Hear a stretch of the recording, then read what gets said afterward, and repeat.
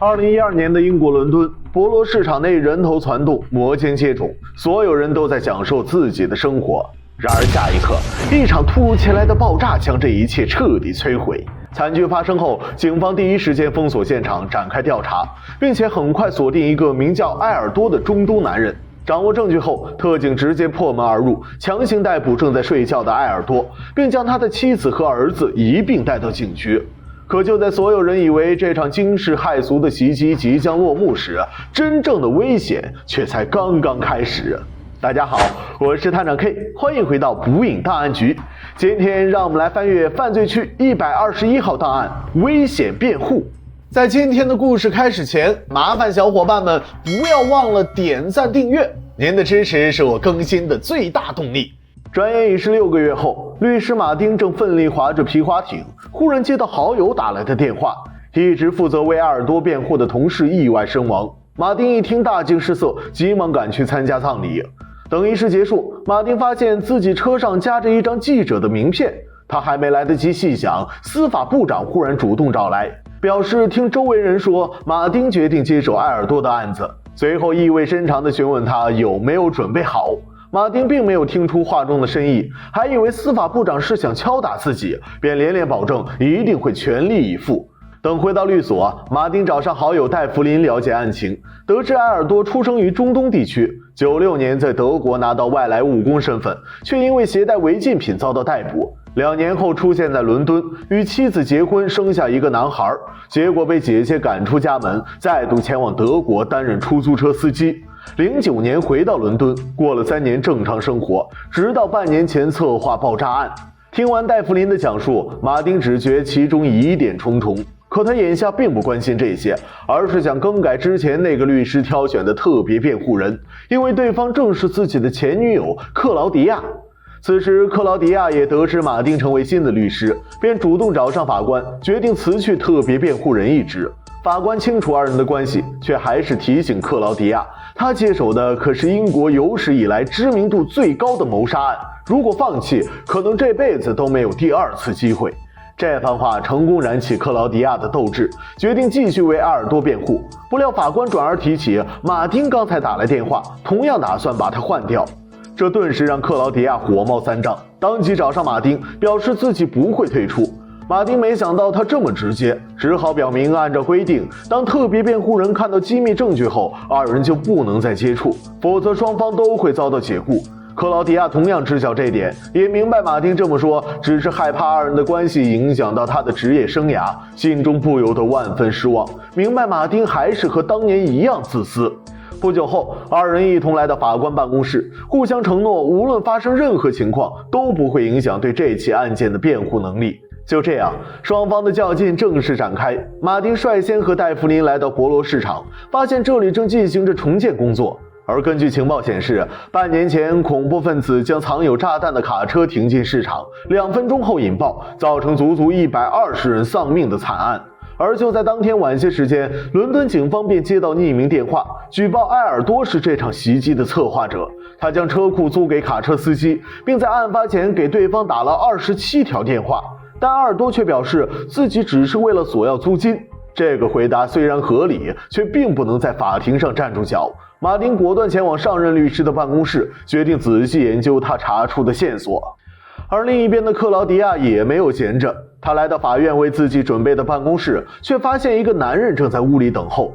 对方介绍自己名叫纳祖，奉内政部的命令前来帮忙。但克劳迪亚一眼便看出他来自军情5处，毕竟内政部的人可不会撬锁溜进律师的办公室。他懒得多说，开门就要让纳祖离开。这简单粗暴的风格打了纳祖一个措手不及，只好留下名片，表示有需要尽管联系自己。等忙完一天的工作，克劳迪亚拖着疲惫的身体朝着家里走去，忽然发现大楼管理员换了张陌生面孔。男人解释说，之前的管理员生病请假，自己前来顶班。克劳迪亚也没有在意，拿着东西回到家中。可他不知道的是，有双眼睛正默默监视这一切。隔天上午，克劳迪亚率先前往监狱询问埃尔多，但埃尔多刚一坐下，便控制不住地呕吐起来。克劳迪亚由此看出他仍在吸食违禁品，便顺势问起埃尔多当年明明在德国因携带违禁品被捕，为什么还能获得居住签证？然而一听这话，埃尔多的态度突然变得恶劣。后方的戴弗林也提醒克劳迪亚，最好先给他些时间缓和情绪。与此同时，马丁拦下一辆的士，参加好友举办的家庭宴会，期间结识一个名叫乔安娜的女人。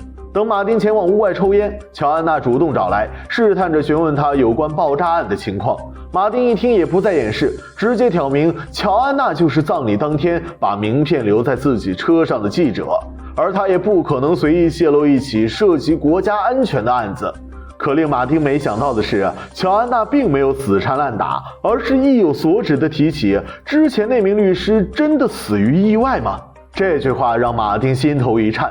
宴会结束后，他拦辆的士准备回家，然而刚坐上车，猛地通过驾驶号码看出这正是自己来时搭乘的的士，可司机却换了个人。马丁随即意识到不对，连忙要求原地下车，随后向戴弗林说明遇到的情况，清楚自己正被某个组织监视。隔天，马丁和戴弗林研究起埃尔多的汽车，并认为上任律师一定是找到某个不为人知的秘密。他转而前往最后发现汽车的中餐馆，点菜时故意露出埃尔多的照片。服务员一看，顿时脸色大变，转身就要逃走，却被马丁从后门拦下。眼看走投无路，服务员只好放弃抵抗，承认自己曾卖给埃尔多高纯度的违禁品。一听这话，马丁转而掏出上任律师的照片，询问对方这个人是否问过相同的问题。得到肯定的答复后，马丁明白自己调查的方向并没有出错，便与戴弗林来到监狱，向埃尔多打听他为什么再度返回伦敦。但埃尔多不断的含糊其辞，只说自己因为吸食违禁品精神恍惚。马丁没有多说，转而在纸上写了一句话。埃尔多一看，吓得转头就跑。这画面引起戴弗林的好奇，走出监狱后询问马丁写了什么。马丁直接亮出纸条，原来他已经猜到埃尔多正是军情5处的特工，因为他背着犯罪记录返回伦敦，却能在3个月内拿到移民文件。唯一的解释就是军情5处动用了关系，招揽埃尔多，让其潜入英国本土的恐怖组织，却没想到计划出错，惨剧还是发生。军情5处为了隐瞒真相，只能先一步抛弃埃尔多。上任律师一定是查到这点，才会惨遭灭口。与此同时，克劳迪亚再度回到家，忽然发现书架上有2本书的位置不对，他顿时不寒而栗，清楚曾有人潜入自己家。但克劳迪亚毕竟也经历过大风大浪，并没有因此惊慌失措。他很快调整情绪，和纳祖一同前往埃尔多家，找他的妻儿了解情况。由于埃尔多身份特殊，军情5处对2人展开全天候监视，并在屋内各处装上了摄像头和窃听器。而因为埃尔多的妻子听不懂英语，儿子艾米尔便在中间充当翻译。克劳迪亚的问题和马丁一样，也想知道埃尔多在德国发生了什么，但艾米尔的态度却颇为抵触。他没有理会克劳迪亚，只是一味地玩着游戏机。克劳迪亚看出对方心有怨气，便表示自己曾经也是这样，不过后来就明白，逆反心理只会伤害那些想要提供帮助的人。这番话让艾米尔神情一怔，紧接着来到摄像头下，怒声强调要让克劳迪亚现在就离开。外面监视的纳祖听了，连忙赶去控制局面，却不知道艾米尔趁乱朝录音机说了句家乡话。不等克劳迪亚反应，纳祖便推开房门，他只好先跟着对方离开。等回到家，克劳迪亚研究起艾米尔说的那句话，但怎么翻译也搞不懂具体内容。另一边，马丁为了证实自己的猜测，再度翻看起埃尔多的档案，很快便从中找到一个名叫穆西卡塔的恐怖分子。看着网上清晰的资料，他逐渐想明白了一切。马丁带着满腔愤怒搭乘的士准备回家，直接开口表示如果想监视自己就不用遮遮掩掩。可司机听了却一头雾水。马丁低头发现这次不再是那熟悉的号码，他还以为军情5处更换汽车，不料下一刻一辆卡车猛地冲来。等马丁再度苏醒，已经躺在了病床上。万幸他没有伤到脊椎，简单休养就能出院。但让马丁没想到的是，司法部长竟主动找来。事已至此，他也不再掩饰，提醒马丁最好让案子以明面上的情况收尾。这次马丁听出了话中的威胁之意，也明白刚才的车祸就是一个警告。他的内心逐渐开始慌乱，清楚这桩案子里的水深不可测。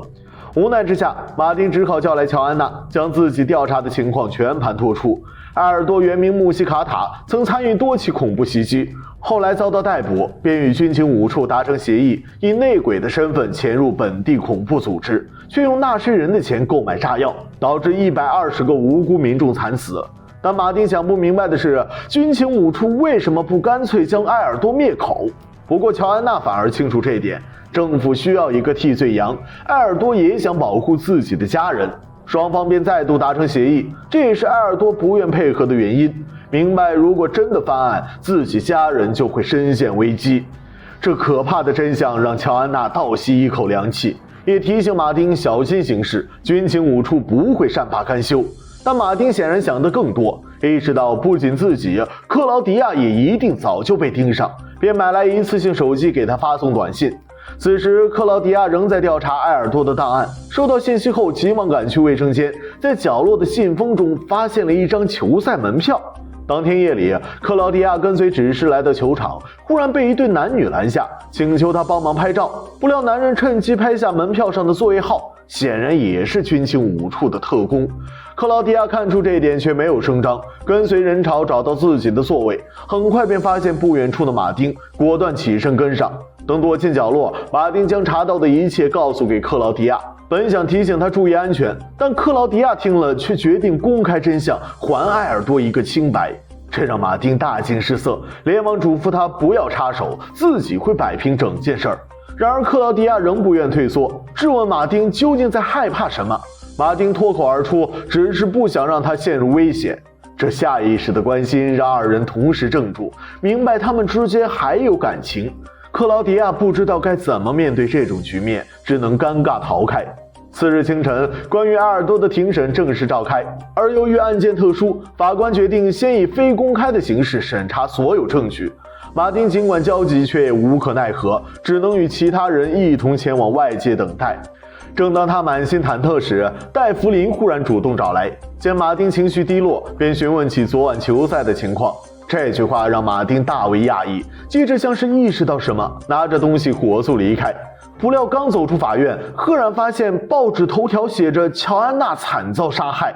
而更让马丁没想到的是，克劳迪亚竟直接要求传唤军情五处的负责人梅丽莎。随着梅丽莎站在证人席，检察官率先询问她是否有其他证据。梅丽莎也不再隐瞒，提起埃尔多被捕后，军情五处发现他的电脑早已经被儿子艾米尔入侵，并且对里面的信息了如指掌，所以艾米尔正是那个匿名举报者。之所以一直没有公开，是担心他的安全受到威胁。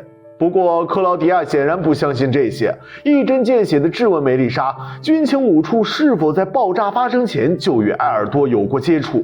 梅丽莎稍加犹豫后果断否认，但克劳迪亚仍不愿放过他，再度质问一直不让艾米尔现身，是不是担心他公开父亲和军情五处的秘密。说着又提起埃尔多从德国返回伦敦这件事儿。这一连串组合拳打得梅丽莎猝不及防，甚至连嘴角都开始因为愤怒而无意识的抽搐。见此情景，克劳迪亚明白目的已经达成，当场挑明埃尔多一直在为军情五处效命，那场爆炸案正是因为军情五处的无能而导致。说着要求暂时休庭，等明天让艾米尔前来作证。梅丽莎顿时慌了神，连连强调艾米尔掌握的信息十分危险。法官一听也明白问题的严重性，便不顾梅丽莎的反对，决定明天亲自审问艾米尔。随着庭审结束，马丁火急火燎地返回法院，一看到梅丽莎，随即明白发生了什么，急忙拦下对方，表示克劳迪亚只是在做分内的事儿，希望军情五处不要伤害他。可梅丽莎的耐心已经耗尽，直言如果没有军情五处，马丁这些律师就没有存在的意义。此话一出，马丁便明白他已经决定动手，当即拨打克劳迪亚的电话想要提醒，但由于克劳迪亚戴着耳机，根本听不到铃声。马丁只好留言让他丢掉一切，尽快去二人第一次见面的地方。与此同时，纳祖也收到消息，便皮笑肉不笑地找上艾米尔，表示明天上午会亲自带他去法院。但艾米尔又怎会看不出他想要干什么？于是等纳祖离开，偷偷打开水龙头堵住水池，启动吹风机丢了进去，整座房屋瞬间因断电而一片漆黑。艾米尔趁机砸破窗户逃之夭夭。对此尚不知情的克劳迪亚已经回到家，打开电话便听到马丁的留言。可还不等他反应，突然被之前伪装成管理员的特工偷袭。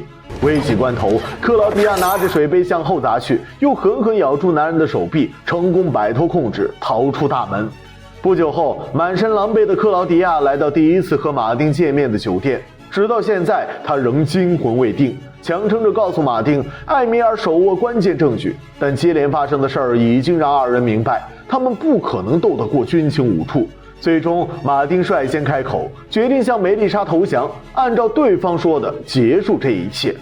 克劳迪亚尽管满腔不甘，却也清楚这是最好也是唯一的选择。但他不想看到马丁服软的样子，便决定去卫生间洗澡。马丁趁机拨通梅丽莎的电话，本打算谈条件，却得知艾米尔消失不见。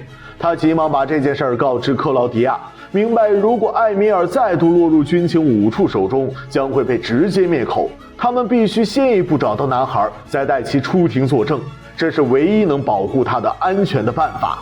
可伦敦这么大，艾米尔会去哪里呢？思索间，克劳迪亚想起他之前对录音机说的话，便找上一个中东人帮忙翻译，得知这句话的意思是东西送给姑姑了。二人马不停蹄地赶到艾米尔的姑姑家，果然发现躲在这里的艾米尔。对方也明白他们是来帮助自己的，便亮出装着所有证据的 U 盘。然而话音未落，门铃声突然响起，马丁瞬间明白特工追来了，急忙带着艾米尔和克劳迪亚翻窗逃走。他躲在拐角，用身体拦下其中一人，艾米尔则钻过栅栏藏了起来，只剩克劳迪亚继续狂奔。他刚想喘口气，突然被纳祖勒住脖子。万幸马丁及时赶到，抡起扳手砸倒纳祖，有惊无险地化解这场危机。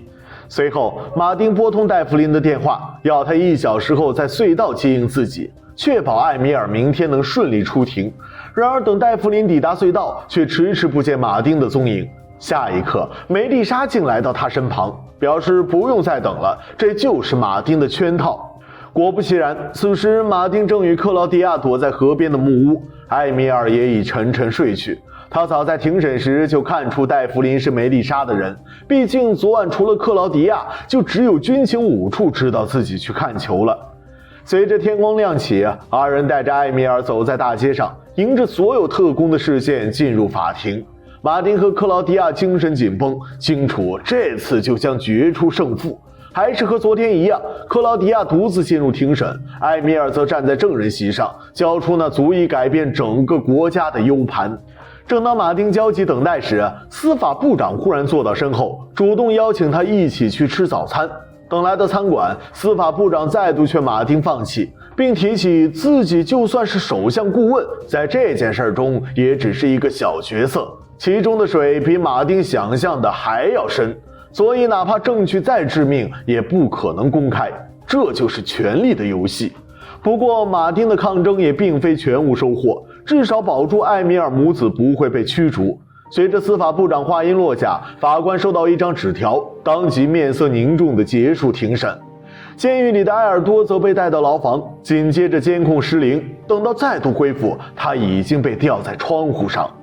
一切尘埃落定，转眼又是3个月后，马丁仍奋力划着皮划艇。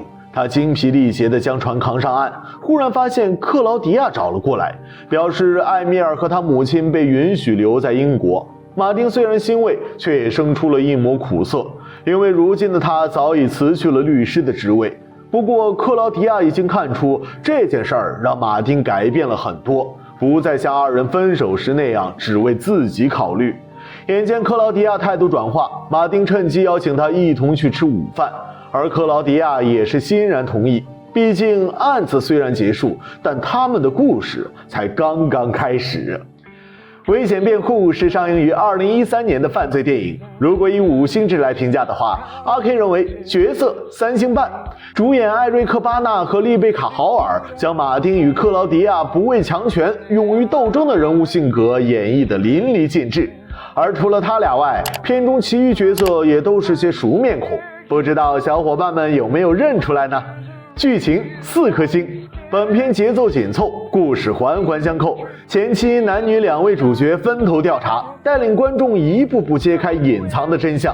到了后半段，二人又合为一处，将整部影片推上了紧张的高潮。但在翻阅评论时，阿 K 发现不少人对本片的结尾褒贬不一，有的认为十分真实，透露出了个体面对政府国家那深深的无力感，也有的认为太过平淡，既然是电影，就应该渲染得轰轰烈烈。